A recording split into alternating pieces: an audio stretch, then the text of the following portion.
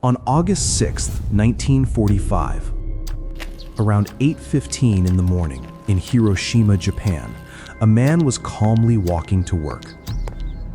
Everything seemed normal until he noticed a strange plane flying overhead. It didn't look like a regular aircraft. Moments later, he saw a bomb drop from the plane with 2 parachutes.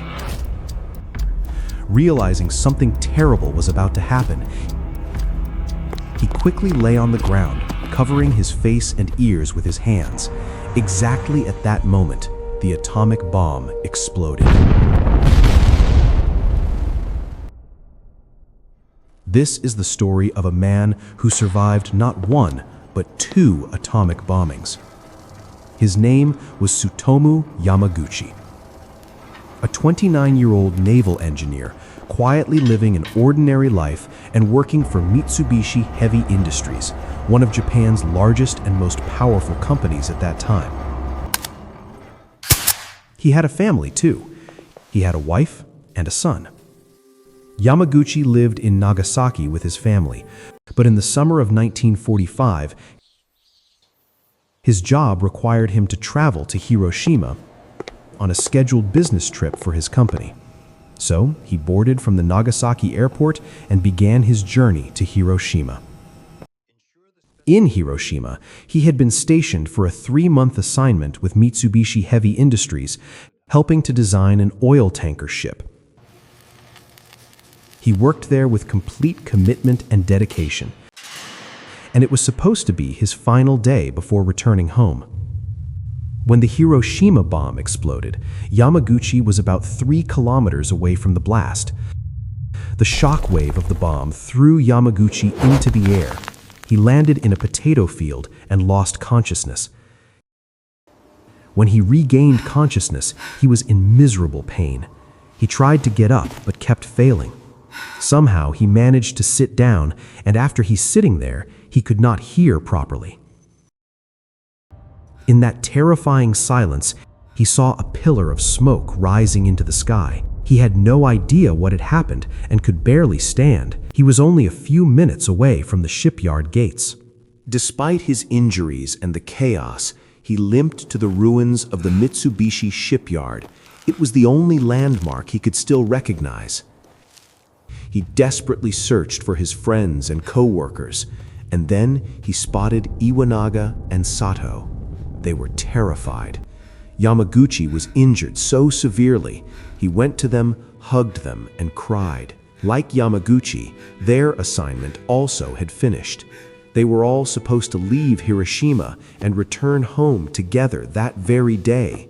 They were his only hope of making it back to his family. But suddenly, things took an unexpected turn. Both his friends helped Yamaguchi reach a nearby rescue shelter. They were also injured, but not as badly as Yamaguchi. That day, Hiroshima was engulfed in flames. Buildings had collapsed.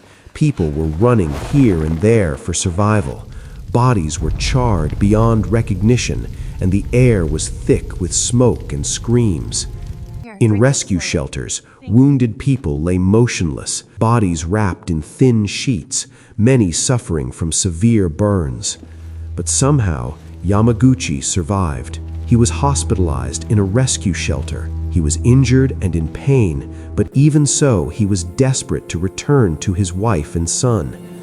After spending the night huddled in an air raid shelter with his friends, the next morning, Yamaguchi removed his bandages so that he could escape. He desperately tried to get a taxi to reach the train station, but panic struck when they found the bridge destroyed. So they decided to cross the river on foot. Iwanaga and Sato helped the injured Yamaguchi wade through a river choked with floating corpses to reach the other side and begin their journey home. At that time, because of destroyed infrastructure, only some stations were working. Luckily, one station was still operating. On August 7th, he managed to reach the Hiroshima train station. Only limited trains were available because the tracks could collapse at any time. They waited for their train, and eventually he boarded a train for Nagasaki, his hometown. He was in immense pain during the journey. When he arrived in Nagasaki on August 8th, he went straight to a local hospital. The doctor on duty was a former school classmate of Yamaguchi. When Yamaguchi entered the room, his friend did not recognize him until Yamaguchi spoke his name. Yamaguchi told him everything, describing the explosion, the destruction, and what he had witnessed in Hiroshima. After receiving treatment and being wrapped in bandages from head to waist, he finally went home. His wife, Hisako, was shocked. She could barely recognize him, but when she realized it was him, she wept. His friends and other colleagues came that day to see Yamaguchi, and they became emotional. He told his wife and his colleagues at Mitsubishi what had happened in Hiroshima. He tried to warn them that a single bomb dropped from one aircraft had destroyed an entire city, and that they should evacuate immediately, or at least prepare for the possibility of another attack, because the war was still ongoing. However, although his colleagues listened, they ignored his claims.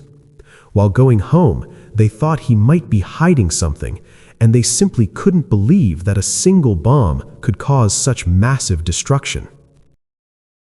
The next morning, August 9, Yamaguchi made a decision that seemed impossible. Despite being severely injured, partially deaf, and deeply traumatized, he began getting ready to go to his office. He believed that after returning from the business trip, he should formally report the results of that trip to his supervisor. So, on August 9, just 3 days after the Hiroshima bombing, he left his home, determined to go to work, but he was sad. Yamaguchi was back at work, bandaged and injured, reporting to Mitsubishi's office. At 11 a.m., his boss called Yamaguchi into his office and asked what had happened, how he had been injured, and what caused those wounds. Yamaguchi began explaining what he had seen in Hiroshima. His boss looked at him with skepticism and said, "You're an educated man, an engineer. This sounds like madness. You've been hit hard, Yamaguchi. How could a single bomb destroy a whole city? Calculate the mass. It's impossible." Yamaguchi insisted, frustrated, saying, "It happened. I saw it myself." But his boss didn't believe him. At that exact moment, at 11:02 a.m., as the boss was mocking him, another blinding flash filled the sky. The second atomic bomb detonated over Nagasaki. The blast blew out the windows of the office, and his boss was violently thrown by the shockwave. But since both of them were inside a reinforced structure, they avoided fatal injuries. The bomb exploded about 3 kilometers from where Yamaguchi stood, just like in Hiroshima. However, the burns on his body reopened, and his bandages were soaked in blood. He was trapped in the office, but rescue teams helped him reach the ground floor and sent both Yamaguchi and his boss to the nearest rescue shelter. Yamaguchi checked on his boss, the man who had called him crazy just moments earlier. Now, the man himself was badly injured by the shockwave and stunned into silence. Despite his severe injuries, Yamaguchi had survived again. Nagasaki was flattened, its landscape turned to ash and ruin. Fires raged, bodies lay in the streets, and survivors wandered, searching for water, trying to survive. Suddenly, Yamaguchi remembered his wife and child. He walked away from the rescue shelter and rushed home. When he reached his house, it had been destroyed. He feared that his wife and son were dead, but what had happened earlier was this. His wife decided to go to a store to buy ointment for her injured husband. She took their infant son with her. The store was far from their house. Exactly at that moment, the bomb exploded. While desperately searching for his wife and child, Yamaguchi found a nearby air raid tunnel where survivors were gathering. Inside, he found his wife and son. They had only minor injuries, but they had survived. Because his baby was still an infant, Yamaguchi quickly took them to a hospital. In the following weeks, Yamaguchi began suffering from severe radiation sickness, high fever, vomiting, hair loss, and internal bleeding. His wounds became infected, and he was bedridden for weeks. Over time, he slowly recovered, though he remained scarred, physically and emotionally. His wife also began to suffer from radiation-related illnesses.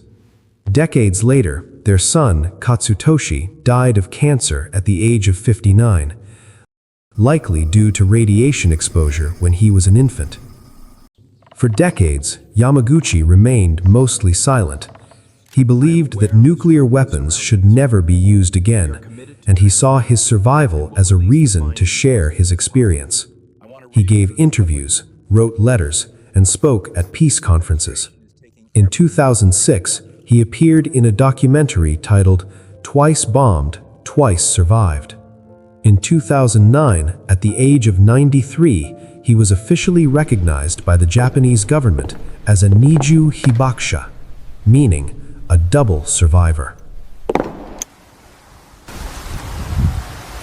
それは戦争がね、このとこのアンデスに関わらずですね、敵も味方もどっちもですね、そういうようなものをですね、奪われるんですよ。それを忘れない。